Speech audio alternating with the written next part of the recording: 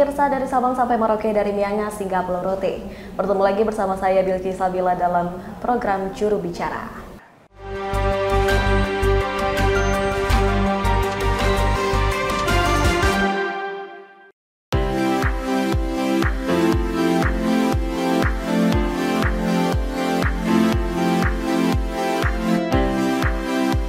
Kamboja, Minggu 13 November 2022 menjadi pertanda momentum Indonesia menjadi Ketua ASEAN 2023.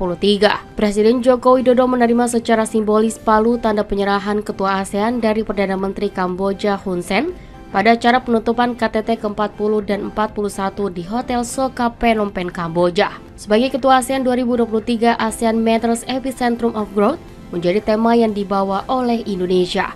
Tema besar itu disampaikan Presiden dalam pidato usai menerima tongkat estafet keketuaan ASEAN dari Kamboja. It is an honor for Indonesia to assume ASEAN chairmanship in 2023.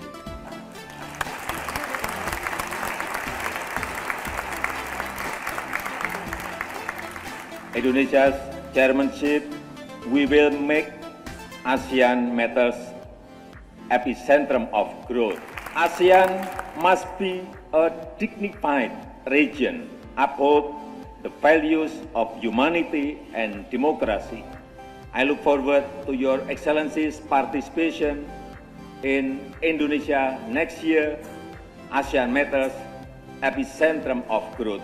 Pemerintah Indonesia memilih tema ASEAN Matters Epicentrum of Growth berlandaskan keinginan Indonesia yang ingin lebih mengkapitalisasi posisi ASEAN sebagai pusat pertumbuhan ekonomi yang lebih tinggi dari pertumbuhan ekonomi dunia. Tongkat keketuaan ASEAN Indonesia dimulai sejak 1 Januari 2023 hingga 31 Desember 2023. Pembukaan kick-off keketuaan ASEAN Indonesia dilakukan langsung oleh Presiden Joko Widodo, para menteri dan duta besar negara sahabat di Bundaran Hotel Indonesia, yakni pada Minggu 29 Januari 2023. Saya meyakini bahwa ASEAN masih penting dan relevan bagi rakyat, bagi kawasan, dan bagi dunia.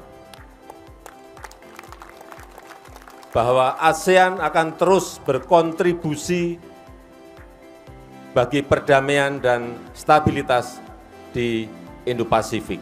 Dan dengan mengucap Bismillahirrahmanirrahim pada pagi hari ini secara resmi saya nyatakan kick-off Keketuaan ASEAN Indonesia 2023 dimulai. Selaku salah satu negara pendiri ASEAN dan negara terbesar di ASEAN, banyak pihak yang menyandarkan harapannya pada Indonesia agar dapat melakukan berbagai terobosan dan inovasi dalam menghadapi berbagai tantangan. Sejak awal tahun, rangkaian agenda digelar dengan kick-off pertemuan Menteri Luar Negeri tingkat ASEAN pada 3 dan 4 Februari 2023 yang digelar di Sekretariat ASEAN Jakarta. Setelah itu, berbagai rangkaian pertemuan ASEAN digelar di sejumlah daerah di Indonesia, mulai dari Bali, Lombok, Surabaya, Makassar, Yogyakarta, dan kota lainnya. Gelaran ini ditujukan untuk menarik potensi devisa negara hingga miliaran rupiah. Sementara itu, lokasi puncak KTT ASEAN 2023 digelar di dua kota berbeda, yakni Labuan Bajo, Nusa Tenggara Timur, dan Jakarta. Labuan Bajo dipilih sebagai media promosi salah satu destinasi pariwisata prioritas yang telah ditingkatkan infrastrukturnya oleh pemerintah. Konferensi tingkat tinggi ke-42 ASEAN di Labuan Bajo pada 10 dan 11 Mei 2023 menjadi pertemuan pertama para kepala negara anggota ASEAN. Rangkaian agenda KTT ke-42 ASEAN Labuan Bajo dibuka dengan pertemuan pejabat senior ASEAN atau ASEAN Senior Official Meeting yang berlangsung di The Golomori Convention Center di kawasan Mais Golomori, Labuan Bajo. KTT ke-42 ASEAN di Labuan Bajo dibuka langsung oleh Presiden Joko Widodo di Hotel Meruorang pada 10 Mei 2023. Presiden Joko Widodo memimpin langsung 7 dari 8 pertemuan dengan para kepala negara anggota ASEAN. Mari bekerja keras menjadikan ASEAN Matters Epicentrum of Growth. Dan dengan ini saya nyatakan KTT ke-42 ASEAN dibuka.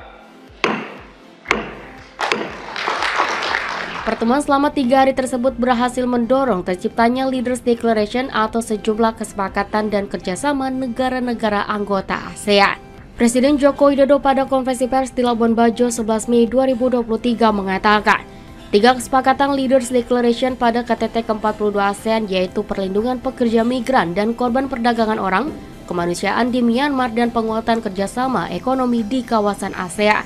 Pada kesepakatan TPPO, Presiden Joko Widodo mengajak anggota negara ASEAN menindak tegas para pelaku TPPO. Dan untuk kemanusiaan di Myanmar, Presiden mendorong negara ASEAN untuk tidak memberikan toleransi terhadap pencederaan nilai-nilai kemanusiaan sesuai 5 poin konsensus. Lalu kerjasama ASEAN untuk membangun ekosistem mobil listrik dan konektivitas pembayaran digital antar negara. Setelah perhelatan KTT ke-42 ASEAN di Labuan Bajo selesai digelar, berbagai agenda pertemuan tingkat menteri berlanjut hingga Agustus akhir kemarin. Dan tibalah pada gelaran KTT ke-43 ASEAN 2023. Ibu kota Jakarta telah berbenah diri menyambut kedatangan para delegasi, kepala negara anggota ASEAN dan mitra ASEAN. Jakarta Convention Center menjadi venue utama KTT ke-43 ASEAN 2023. Renovasi JCC telah dilakukan awal tahun ini. Mendekati gelaran acara, Presiden Joko Widodo pada 1 September 2023 melakukan tinjauan langsung ke JCC untuk melihat kesiapan venue dan media center bersama sejumlah menteri. Selain Jakarta Convention Center, Presiden juga meresmikan Taman Mini Indonesia Indah yang telah direvitalisasi sejak tahun lalu. Salah satu agenda KTT ke-42 ASEAN yakni SPOS program Ibu Negara direncanakan digelar di TMII. Air mancur menari menjadi atraksi baru Taman Mini Indonesia Indah. Untuk mengamankan jalannya KTT ke-43 ASEAN, TNI dan Polri pun berkolaborasi menyiapkan keamanan khusus bagi para tamu VVIP dan VIP. Sebanyak ratusan personil diterjunkan mengamankan KTT ke-43 ASEAN. Soal moda transportasi janganlah ditanya. Pemerintah konsisten menggunakan kendaraan listrik sejak presidensi G20. Penggunaan moda transportasi listrik menjadi bentuk komitmen pemerintah dalam transisi energi ke energi ramah lingkungan. Moda transportasi listrik tidak semata untuk delegasi dan tamu VVIP saja, namun termasuk di dalamnya bus dari bandara menuju JCC dan shuttle di dalam GBK.